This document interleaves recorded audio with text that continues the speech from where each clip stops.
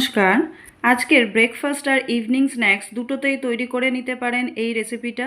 খুবই হেলদি আর ভীষণই চটজলদি হয়ে যায়, তাই রেসিপিটা পুরো দেখার অনুরোধ রইল।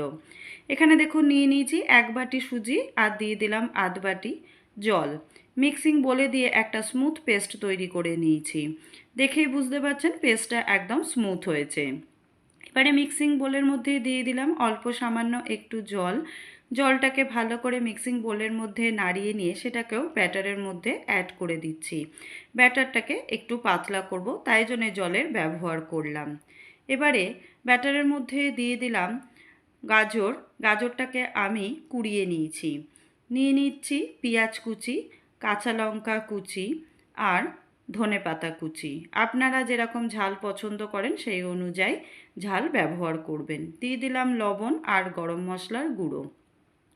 খুব ভালো করে মিক্সড করে নেব, যাতে একদমই ব্যাটারটার মধ্যে দলা ভাব না থাকে, সব যেন খুব ভালো করে মিশে যায়। এবারে একটা বাটিতে নিয়ে নিলাম একটা ডিম, পরিমাণ মতন লবণ আর হাফ চামচ গোলমরিচের গুঁড়ো। ডিমটাকে খুব ভালো করে ফেটিয়ে নিয়ে রেখে দেবো একটা সাইডে। এবারে কড়াইতে দিয়ে দিলাম সাদা তেল। তেলটাকে ভালো করে গরম করে নিয়েছি। নিয়ে গ্যাসের ফ্লেমটাকে লোতে রেখে কড়াইতে যে ব্যাটারটা তৈরি করেছিলাম সেই ব্যাটারটা দিয়ে দিলাম 2 হাতা।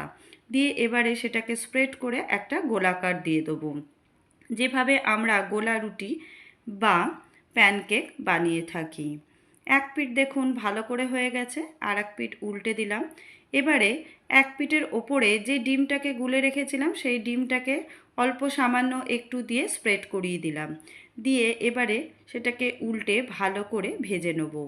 আর এক পিঠেও দেখুন দিয়ে দিলাম ডিমের গোলা। দিয়ে আবার একইভাবে স্প্রেড করিয়ে দিয়ে উল্টে নিয়ে ভালো করে ভেজে নেব।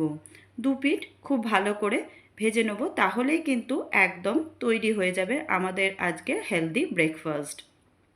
দেখুন একদম তৈরি হয়ে গেছে, খেতে লাগে দুর্দান্ত। তাই বাড়িতে আপনারা অবশ্যই ট্রাই করবেন এই রেসিপিটাকে।